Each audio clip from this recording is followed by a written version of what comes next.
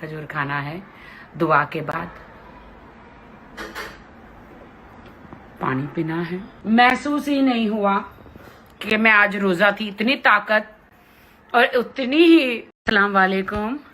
तो आज मेरा पहला रोजा पूरा हुआ और अभी मैं, आप देख सकते हैं, अभी मैं पूरा इफ्तियारी कर रही हूँ। हाँ, अकेली हूँ, अकेली भी नहीं हूँ, आप सब मेरे साथ है, अल्लाह मेरे साथ है, मेरे सारे फ्रेंड्स मेरे साथ है। तो पहले बिस्मिल्लाह करके खजूर खाना है दुआ के बाद, पानी पीना है।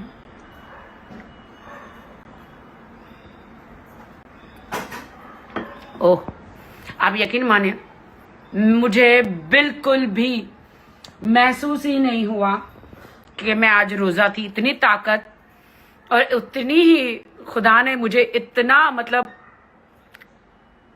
ताकत दी। बिल्कुल भी मुझे महसूस नहीं हुआ कि मैं आज कोई आज मेरा पहला रोज़ा है और आप यकीन मानिए 4 बजे सहरी होने के बाद मुझे बिल्कुल भी कोई भूख वूख नहीं लग रही है और मैं नमाज़ पढ़ी हूँ, मैं प्रे करी हूँ, अंदर से इतना सुकून महसूस हो रहा है मुझे